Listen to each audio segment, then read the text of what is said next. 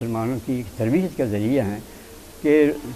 جو گویا ایک طرح سے مومنٹم ہے روزے کی رمضان کی برکت کے مہینے سے جو ٹریننگ انسان کو حاصل ہوتی ہے، ایک مسلمان کو حاصل ہوتی ہے اللہ تعالیٰ کے خوف کی،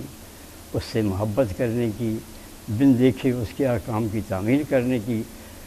تو یہ جو ہے نا یہ مومنٹم ایسا ہے کہ ایک رمضان سے لے کر دوسرے رمضان تک مومنٹم یہ ہے ہوتا ہے کہ انسان آپ گیند کو ماریں ایک ہٹ لگائیں تو وہ جہاں تک جا کے رکے گی، یہ اس کا مومنٹم ہے۔ تو رمضان میں دراصل اسی طرح کی جب ہم نیکی یہ کرتے ہیں کہ اللہ تعالیٰ کو حاضر ناظر جانتے ہیں، اس کی جو ہے اس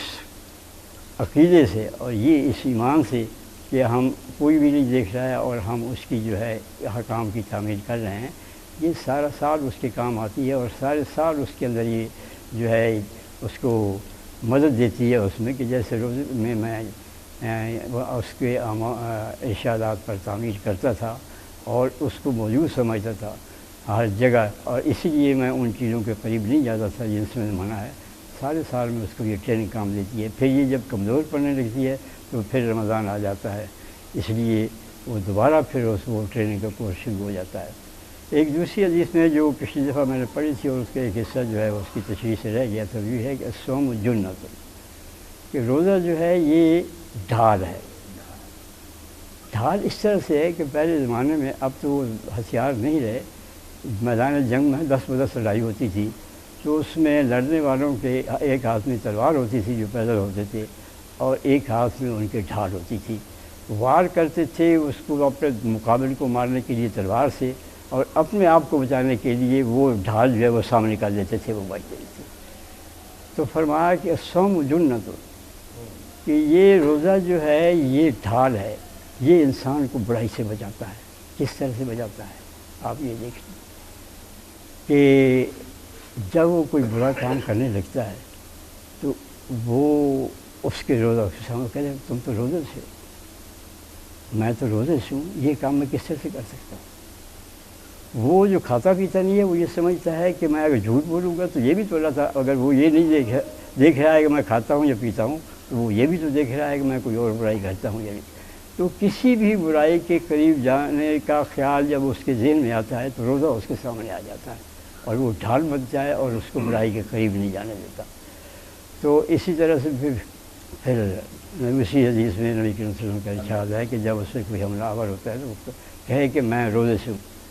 یہ گویا روزہ جو ہے ایک طرح کا واسطہ ہے دوسروں کو بھی یہ یاد دلانے کا کہ روزہ دار جو ہے جس طرح سے وہ خود برائیوں سے بچتا ہے اور روزہ اس کے لیے ڈھال کا کام دیتا ہے، برائی کو اس کے قریب نہیں آنے دیتا، اور برائی اگر قریب آنے لگتی ہے تو وہ اس کی ڈھال کے طور پر کام دیتا ہے، وہ جو کھانے اور پینے اور دوسری شہوات کے قریب لے جانے کی اسے تربیت دیتا ہے، وہ ان برائیوں سے بھی اس کو رہتا ہے۔ جب غیبت کرنے لگتا ہے کہ کوئی روزے سے ہو، وہی خدا جو تمہیں کھانے پینے کے لیے دیکھ رہا ہے وہ یہ نہیں دیکھ رہا ہے کہ تم غیبت کرتے ہو، تم کم توڑ رہے ہو، تم بے ایمانی کر رہے ہو، تم دوسروں کی حق تلفی کر رہے ہو، وہ یہ بھی تو دیکھ رہا ہے نا، صرف یہی نہیں دیکھ رہا ہے کہ تم کھاتے ہو یا پیتے ہو، نہیں کھاتے، بلکہ وہ یہ بھی دیکھتا ہے کہ جو اور اس کی تم نافرمانی کرتے ہو۔ تو یہ نافرمانی کرنے سے جو روکتی ہے چیز، وہ روزہ اس کے سامنے آ جاتا ہے کہ وہی خدا ہے جو میرا روزہ بھی دیکھ رہا ہے، اور وہی خدا ہے جو میرا یہ بھی دیکھ رہا ہے کہ میں بے ایمانی کر رہا ہوں یا ایماندار کر رہا ہوں۔ تو روزہ گویا اس کے لیے ڈھال کا کام دیتا ہے اور پھر وہ برائی کے قریب نہیں جاتا ہے۔ اسی طرح سے نبی صلی اللہ علیہ وسلم کا ایک ارشاد ہے جس میں یہ ہے کہ روزوں میں جو ہے جنت کے دروازے کھل جاتے ہیں اور دوزخ کے دروازے بھی بند جاتے ہیں، اور شیطان کو جو ہے اس کو بند کر دیا جاتا ہے۔ شیطان کس طرح سے بند ہوتا ہے؟ یہ آپ یہ دیکھ لیے کہ یہ ایک ایسی سوسائٹی کی بات ہے جس میں سب شیطان نہیں ہیں یا شیطانوں کی کثرت نہیں ہے، جس میں اہل ایمانوں کی کثرت ہے، ورنہ شیطان جو ہے اگر ایک آدمی خود شیطان بن جائے تو اس کا شیطان کہاں بند ہوگا؟ وہ تو خود شیطان ہے۔ اب آج کل آپ دیکھیں کہ کتنے انسان ہیں جو ہیں وہ خود شیطان اپنی جیب میں اور سینے میں لگائے پھرتے ہیں، وہ بند کرنے کا وہ خود اسے اپنے اندر بند کیا ہوا ہے۔ غالب سے کسی نے پوچھا تھا، غالب روزہ نہیں رکھتا تھا،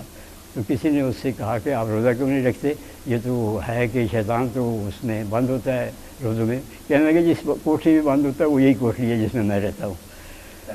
تو یہ جو ہے نا اسی طرح سے آج کل آپ دیکھ لیں، اس نے تو ایک شاعرانہ بات کی تھی اور ایک لطیفے کے طور پر بات کی تھی، لیکن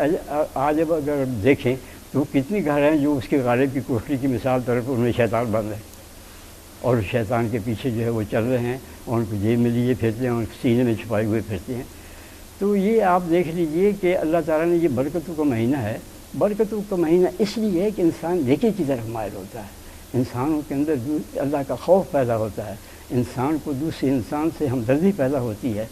اور ایک ایسی فضا پیدا ہوتی ہے جو اور کسی طرح سے پیدا نہیں ہوتی۔ کیا کبھی اور ایسے ہوا ہے کہ اتنے اہتمام کے ساتھ کسی عبادت کرے؟ آپ یہ دیکھیے افطاری کا وقت ہوتا ہے، سب خاندان کے بچے چھوٹے تک جو ہے وہ اکٹھے ہو جاتے ہیں اور بیٹھتے ہیں، اور اہتمام کسی آدھا گھنٹہ پہلے جو ہے افطاری کا اہتمام شروع ہو جاتا ہے۔ یہ اہتمام اس عبادت کے لیے اور کس عبادت کے لیے؟ اور صبح جو ہے پھر سحری کا وقت ہے، آپ ہم اپنا معمول بدل دیتے ہیں۔ آپ کو کبھی غیر رمضان میں کبھی سحری کے وقت کھانا کھائیں کہ میں تو مہینے کے سحری کے وقت کھاؤں گا، نہیں کھا سکتے، لیکن یہ حکم ہے کہ انہوں نے نہیں کھانا ہے، تو آپ سحری کے وقت اٹھ جاتے ہیں، اور بچے ساتھ اٹھ جاتے ہیں۔ اور بچوں میں سے ایسے بھی ہوتے ہیں اگر ان کو نہ جگائیں ماں باپ کہ یہ چھوٹا ہے ابھی، تو وہ شکایت کرتے ہیں صبح کہ مجھے جگایا کیوں نہیں، بعض اوقات وہ پھر بغیر کھائے روزہ رکھ لیتے ہیں۔ یہ برکتیں رمضان کی ہیں، اس وجہ سے یہ چھوٹے بچے سے لے کر بڑے تک سب کے لیے ایک ماحول مہیا ہوتا ہے جس میں اللہ تعالیٰ کا خوف، اللہ تعالیٰ سے محبت، دونوں چیزیں پیدا ہوتی ہیں۔ اللہ تعالیٰ کا خوف اس کی نافرمانی کی سزا سے ہوتا ہے، اور محبت اس سے ہوتی ہے کہ وہی ہے جس سے مجھے سب کچھ دیا، یہ عقل بھی اسی نے مجھے دی ہے، یہ ایمان کی دولت بھی اسی نے مجھے دی ہے، اور یہ راستہ بھی اس نے مجھے دیا ہے جس سے کہ میں دنیا کی بھی نعمتیں سمیٹتا ہوں اور آخرت کی بھی نعمتیں سمیٹتا ہوں۔ اللہ تعالیٰ ہمیں توفیق دے کہ ہم روزوں کا جو مقصد ہے اس کو پورا کریں۔ آخر دعوانا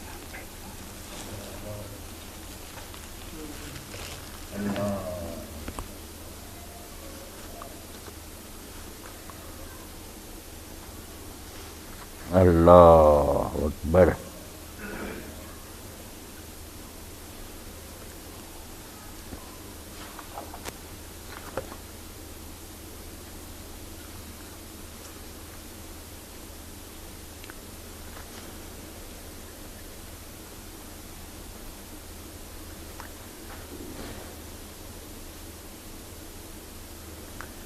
اعوذ باللہ من الشیطان الرجیم، بسم اللہ الرحمن الرحیم۔ وما خلقنا السماء والارض وما بینہما باطلا ذلک ظن الذین کفروا فویل للذین کفروا من النار ام نجعل الذین آمنوا وعملوا الصالحات کالمفسدین فی الارض ام نجعل المتقین کالفجار۔ کتاب انزلناہ الیک مبارک لیدبروا آیاتہ ولیتذکر اولو الالباب۔ حضرت موسیٰ علیہ السلام جب فرعون کے دربار میں گئے تو وہاں ان کی جو گفتگو ہوئی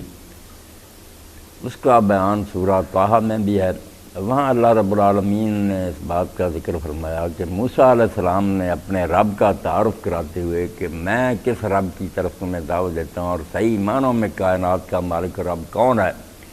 ربنا الذی آتیٰ کل شیء خلقہ ثم ھدیٰ۔ ہمارا رب وہ ہے جس نے ہر مخلوق کو اس کی بناوٹ عطا فرمائی، اس کو پیدا کیا، جو اس کے جسم کے لیے سامان چاہیے تھا وہ سب اس کو مہیا کیا، اور پھر اس پر ہی بات ختم نہیں کر دی، ثم ھدیٰ۔ پھر اللہ تعالیٰ نے ہر شے کو ہدایت دی۔ خالق ہونے کے علاوہ اللہ رب العالمین ہادی ہے۔ اگر پیدا کر کے چھوڑ دیتا اور کسی شے کو پتہ نہ ہوتا کہ میں نے کیا کرنا ہے، میں کس لیے بنائی گئی ہوں، اور اپنے مقصد کو پورا کرنے کے لیے میرا طریقہ کار کیا ہوگا، تو یہ بالکل عبث اور بیکار کام ہوتا، ایک ایسی نادانی ہوتی جس کی اللہ تعالیٰ سے توقع ہی نہیں کی جاتی۔ وہ پاک اور منزہ ہے، ایسا کر سکتا ہے کہ بے مقصد چیز بنا دے، اور اگر کوئی چیز بنائی ہے تو اس کا کوئی طریقہ ہی کار نہ ہو؟ نہیں، فرمایا ہمارا رب وہ ہے جس نے ہر شے کو اس کی پیدائش دی، پیدا کیا، پھر ہدایت دی۔ یہی بات اللہ رب العالمین دوسرے مقام فرماتے ہیں، اِنَّا عَلَيْنَا لَلْہُدیٰ۔ اپنے فضل و کرم سے اللہ نے اپنے اوپر واجب کر لیا کہ ہماری ذمہ داری ہے، ہم پر لازم ہے کہ ہم لوگوں کو راستہ بتائیں۔ تو باقی مخلوق کے لیے تو اللہ تعالیٰ نے ہدایت کا جو انتظام فرمایا وہ آپ پڑھے لکھے لوگ ہیں، وہ سائنسدان کہیں کہہ دیتے ہیں یہ نیچر ہے، کہیں کہہ دیتے ہیں یہ جبلت ہے۔ اللہ رب العالمین نے ان کے لیے کوئی علیحدہ انتظام نہیں کیا، ان کے اندر ہی ایسی چیز رکھ دی ہے کہ وہ خود بخود ہی وہ کام کرتی جاتی ہیں جس کے لیے وہ بنی ہے۔ مگر انسان کے اندر چونکہ مادی ہونے کے علاوہ ایک روحانی عنصر بھی ہے، اس کو آزادی اور اختیار بھی ملا ہے، اس لیے اس کو سمجھانے کے لیے، اس کی ہدایت کے لیے اللہ تعالیٰ نے ایک الگ انتظام بھی کیا، شعوری، کہ بالکل انبیاء علیہ السلام کا سلسلہ جاری فرمایا۔ آدم علیہ السلام کو جب زمین پر اتارا جا رہا تھا، اس کے بارے میں قرآن مجید میں کئی مقامات پر فرمایا کہ ہم نے اس وقت ہی یہ وعدہ کر لیا تھا کہ اما یأتینکم منی ھدی، میری طرف سے ہدایت تمہارے پاس آتی رہے گی۔ میں ایسا نہیں کروں گا جیسے سعدی فرماتے ہیں کہ اگر آپ دیکھیں کہ کوئی نابینا ہے، اگر بینی کے نابینا چاس ہم ہی دیکھیں کہ اندھا ہے اور آگے کنواں گرنے لگا تو ہم اگر تماشا دیکھتے رہیں تو ظالم ہی ہوں گے۔ اللہ تعالیٰ انسانوں کو اگر دیکھتا رہا کہ بھٹک رہے ہیں، اندھیروں میں ٹھوکریں کھا رہے ہیں، ان کو راستہ سیدھا مل ہی نہیں رہا، تو اس سے بڑا ظلم کوئی نہ ہوتا ہے انسانوں کے ساتھ۔ اس لیے پہلے دن ہی یہ وعدہ فرمایا کہ آدم، ابلیس کے ساتھ تمہارا جو مقابلہ کرایا گیا اس میں تم نے اس سے لغزش ہوئی، اس نے لالچ دے کر تمہیں بھٹکا دیا، تم پھسل گئے، مگر سنبھل گئے، توبہ کر لی، اور اس توبہ کے بعد اللہ تعالیٰ فرماتا ہے ثم اجتباہ فہدیٰ، اللہ تعالیٰ نے چن لیا آدم علیہ السلام کو۔ اس لیے یہ یہود و نصارہ سے جو تصور ہمارے ذہنوں میں بیٹھ گیا نا اور ساری دنیا میں پھیل گیا کہ آدم علیہ السلام گناہ کی وجہ سے زمین پر آئے اور پھر کئی سو سال روتے رہے، اس نے سارا معاملہ ہی اٹھ دیا کہ یہ زمین قید خانہ بن گئی، آدمی مجرم کی حیثیت سے یہاں اترا سزا بھگتنے کے لیے، اب پھر رہبانیت نہ اختیار کرے، اس قید خانہ سے جان چھڑانے کی کوششیں نہ کرے تو اور کیا کرے؟ یہی طریقہ بعض لوگوں نے کہا کہ خودکشی کر کے بھی اس دنیا سے جان چھڑا لینی چاہیے۔ قرآن کہتا نہیں، وہ جو لغزش ہوئی تھی وہ تو وہاں ہی معاف ہوگی، وہاں ہی ان کے اندر توبہ کا احساس پیدا ہو گیا۔ جب ٹوکا گیا کہ میں نے منع کیا تھا تم نے کیوں کیا، تو ہدایت انہوں نے مانگی، توبہ کی طرف رجوع کیا، اللہ تعالیٰ نے کلمات سکھا دیے، توبہ قبول کی۔ آپ سورہ طٰہٰ اور سورہ بقرہ نکال کر دیکھیں، توبہ قبول ہونے کے بعد حکم ہوتا ہے کہ آپ زمین پر چلے جاؤ، یعنی وہ لغزش جو تھی اس کا معاملہ ختم ہو گیا، پاک صاف ہو کر خلیفۃ اللہ فی الارض، جس علاقے کے وہ حاکم تھے، جس کے لیے پیدا کیے گئے تو اس کا چارج لینے کے لیے آ گئے کہ جاؤ زمین کا انتظام کرو۔ یہاں انسان مجرم اور قصوروار ہو کر نہیں آیا، بلکہ جس منصب کے لیے یہ پیدا کیا گیا تھا اور جس کا اعلان پہلے ہی ہوا تھا کہ زمین کا انتظام کرنے والی، ایڈمنسٹریشن کرنے والی ایک مخلوق ہوگی، اپنے اصل کام پر آیا۔ اسی لیے اسلام کا نقطہ نظر ذہن میں بیٹھ جائے تو یہاں سے بھاگنے کی کوشش نہیں کرتا، وہ کہتا یہ تو میری زمین ہے، علاقہ ہے، میں یہاں کا گورنر ہوں، میں نے ڈیوٹی دینی ہے صحیح، پھر مجھے انعام ملے گا، اور اگر میں نے نہ اپنے اختیارات صحیح استعمال کیا سزا ملے گی۔ تو وہاں پھر اللہ تعالیٰ نے وعدہ فرمایا کہ ابلیس بھی اب تمہارے پیچھے پڑ گیا، دشمن ہے، تو تم اگر تنہا ہو گئے تو اس کا مقابلہ نہیں کر سکو، دیکھ لیا تم نے کہ اپنے تمہارے بس میں نہیں ہے، یہ دھوکہ دے جاتا، تو میں تمہاری مدد کرتا رہوں گا ہدایت کے ذریعے، نبی آئیں گے، کتابیں آئیں گی، اللہ تعالیٰ اپنا یہ وعدہ پورا کرتا۔ کوئی زمین ایسی نہیں چھوڑی اللہ پاک نے، کوئی امت ایسی نہیں چھوڑی جس میں اس کی طرف سے ہدایت کا انتظام نہیں ہوا۔ قرآن پاک نے بار بار یہ بات کہی ہے کہ اللہ کا یہ فیض عام ہے، کوئی نہ کہے کہ فلاں علاقہ میں نبی نہیں آیا، ان من امت الا خلا فیہا نذیر لکل قوم ہاد، ہر قوم کے لیے ہادی آئے ہیں، ہر علاقے میں آئے ہیں، اللہ نے کوئی کسر نہیں چھوڑی۔ اب یہ کہہ نہیں سکتے کہ ہمیں بتایا نہیں گیا، بتایا، یہ ہوتا رہا، آتے رہے، مگر اپنے اپنے علاقے اور اپنے اپنی قوموں کے لیے۔ آخر میں جیسے ایک عالمگیر بارش ہوتی ہے نا، ساری دنیا پر ہی برس جاتی ہے، اس کا وقت آ گیا۔ اللہ رب العالمین نے کہا کہ وہ علاقائی تقسیم جو ہے نا، کہ کان نبی یبعث الی قوم خاصہ، کہ نبی اپنی قوم کی طرف آتا، اس حد بندی کی اب ضرورت کوئی نہیں، اب ایسا رہبر آئے گا جو ساری دنیا کے لیے ہوگا۔ اور اسی لیے اللہ کے رسول علیہ السلام نے فرمایا بعثت الی الاحمر والاسود، میں ہر گورے کالے کی طرف آیا ہوں۔ وہ بات نہیں رہی کہ فلاں قوم کا نبی ہے فلاں کا نہیں، ساری دنیا کا میں نبی ہوں۔ اور اللہ تعالیٰ نے آپ پر کتاب بھی ایسی اتار دی جس کو ہدی للعالمین، سارے جہانوں کے لیے ہدایت ٹھہرایا۔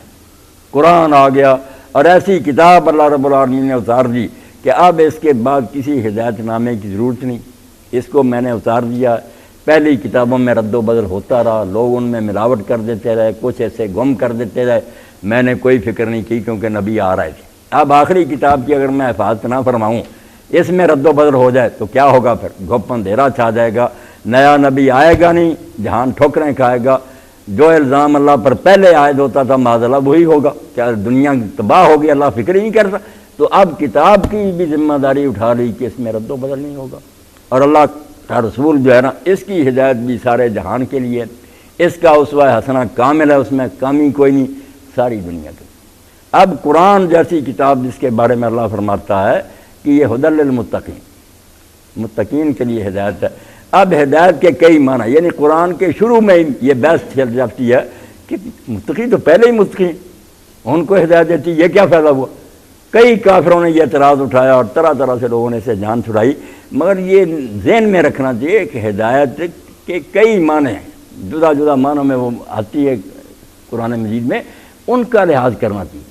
ایک تو ہے کہ لوگ بالکل گمراہ ہیں، بے دین ہیں، انہیں راستہ دکھانا ہے، وہاں تو ہدی للناس ہے، سب لوگوں کو یہ راستہ بتاتی ہے، وہاں ساری دنیا کے لیے ہے۔ ایک ہے کہ جو مان چکے ہیں اور ماننے کے بعد اب وہ چاہتے ہیں کہ ہماری رہنمائی کی جائے کہ ہم کس طرح زندگی گزاریں، ایمان لا چکے ہیں، اب ان کی گائیڈنس کی ضرورت ہے۔ یہاں ہدی للمتقین ہے کہ فائدہ یہ اٹھا رہے ہیں۔ دوسرے نامراد سورج تو چمکا مگر انہیں آنکھیں بند کر لی، وہ اندھے رہ گئے، تھا سارے جہانوں کے لیے راستہ بتانے کی حد تک ہدی للناس، مگر اب جو ہے نا ہدایت کہ گائیڈ بک، یہ تو جو مانتے ہیں ان کے لیے ہے نا، جو طب کی کتاب ہاتھ میں رکھتے ہیں کہ بیماریوں سے بچ رہے ہیں، علاج معالجہ اپنا کراتے ہیں، جو نہیں ادھر آتے وہ تباہ ہو گئے۔ تو ہدی للمتقین بصیرت کے معنوں میں آتا ہے، جیسے حضرت اصحاب الکہف کے بارے میں اللہ فرماتا زدناہم ہدی، کہ وہ ہدایت پر تھے، ہم نے ان کی ہدایت زیادہ کر دی۔ اب ہدایت زیادہ کیا کر دی کہ ان کا نور بصیرت بڑھ گئی، روشنی دماغ میں زیادہ، ایمان قوی۔ تو ہدی للمتقین، اگر ان کی صفاتیں بیان کہ وہ ایسے کام کرتے ہیں، وہ متقی ہیں جو اس سے ہر وقت رہنمائی لیتے ہیں۔ دوسرے جو تھے نا ان کو راستہ بتایا، وہ نہیں اس راستے پر چلے، اب جو چل پڑے اور قدم قدم پر پوچھتے ہیں کہ ہم نے کیا کرنا کیا کرنا، ان کے لیے یہ کتاب رہنما کتاب ہے، ان متقی لوگوں کو یہ راستہ بتاتی ہے، اور ہے اتنی پرتاثیر، اتنا زور اور طاقت ہے اس میں کہ اللہ رب العالمین قرآن مجید میں فرماتا ہے لو انزلنا ھذا القرآن علی جبل، اگر ہم اس قرآن کو پہاڑ پر اتار دیتے۔ یہ حسرت اور افسوس کے ساتھ کہا، کیونکہ انسان جو ہے نا پہاڑ کے مقابلے میں کتنا چھوٹا سا گوشت پوست کا، وہ تو پتھر ہے سخت۔ اللہ فرماتا ہے اتنی سخت اور اتنی مضبوط مخلوق پر بھی قرآن اترتا اور وہ سمجھتی ہوتی تو وہ ریزہ ریزہ ہو جاتی، ٹکڑے ٹکڑے ہو جاتے اس کے سننے سے، خوف سے۔ مگر افسوس ہے تم انسانوں پر کہ سنتے ہو، تم پر قرآن کا کوئی اثر نہیں۔ مولانا شبیر احمد عثمانی رحمۃ اللہ علیہ اپنے حواشی میں لکھتے ہیں کہ میرے والد اللہ ان پر رحمت کرے، انہوں نے ایک لمبی نظم لکھی تھی جس میں یہ 3 اشعار بھی انہوں نے کہے، وہ انہوں نے اپنے حاشیے میں لکھ دیے ہیں۔ واقعی ہماری حالت وہ ہو گئی، اب قرآن ہر مسجد میں پڑھا جا رہا ہے، بھاگ بھاگ کر لوگ جاتے ہیں قرآن نہیں سننا جی اس مہینے میں، اور کہیں محفل قرات ہو رہی ہے، کچھ ہو رہا، مگر اثر کچھ بھی نہیں ہوتا، پہاڑ ٹکڑے ہو جاتے۔ یہ انسان جو نہ ذرا نہیں اللہ کے خوف سے دبتے، نہ کوئی عاجزی پیدا ہوتی ہے، نہ خوف خدا سے توبہ کرتے ہیں، کوئی شے ان کے اندر جنم نہیں لیتی۔ تو مولانا کے والد صاحب رحمۃ اللہ علیہ فرماتے ہیں سنتے سنتے نغمہ ہے محفل بدعت، بیماری کیا ہوئی؟ قرآن نہیں سنتے۔ اور کتنی دینی جماعتیں ہیں جن کے نصاب سے قرآن خارج ہے، وہ کہتے ہیں قرآن صرف برکت کے لیے پڑھو، خبردار اس کا ترجمہ دیکھا، یہ عالموں کا کام ہے، تم یہ نصاب پڑھا کرو۔ اللہ قرآن کی طرف نہیں آنے دیتے، جو ہدایت کی کتاب ہے، نور شفا، اس کی طرف نہیں جاؤ کہ قرآن کی طرف آ گئے، قرآن کو اتنا گنجلک اور ذی وجہ ٹیڑھا کہ سمجھ میں نہ آئے، 14 علم چاہیے سمجھ، بھائی جن میں اترا تھا وہ تو ایک علم بھی نہیں جانتے تھے، بالکل سیدھے سادے امیین سے، مگر قرآن سنا کانپ گئے، فرشتوں سے بڑھ گئے۔ تم نے یہ بہانہ بنا لیا، مکر بنا لیا کہ لوگوں کو اپنے جال میں پھنسے، قرآن نہ سنو، ہماری گپیں سنو، قصے کہانیاں سنو، ہمارے رسالے پڑھو۔ سنتے سنتے نغمہ ہائے محفل بدعت کو، کان بہرے ہو گئے دل بد مزہ ہونے کو۔ امت برباد کر دی ان لوگوں نے، بدعت کی محفلیں ہیں، جعلی قصے ہیں، ان کو سنتے سنتے اتنا مذاق خراب ہو گیا، جیسے میدا کسی کا خراب ہو جائے تو اچھی غذا نہیں وہ قبول کرتا، ایسا انہوں نے امت کو روگ لگا دیا کہ افسانے اور کہانیاں سنیں گے، یہ امت روایات میں کھو گئی، حقیقت خرافات میں کھو گئی۔ سنتے سنتے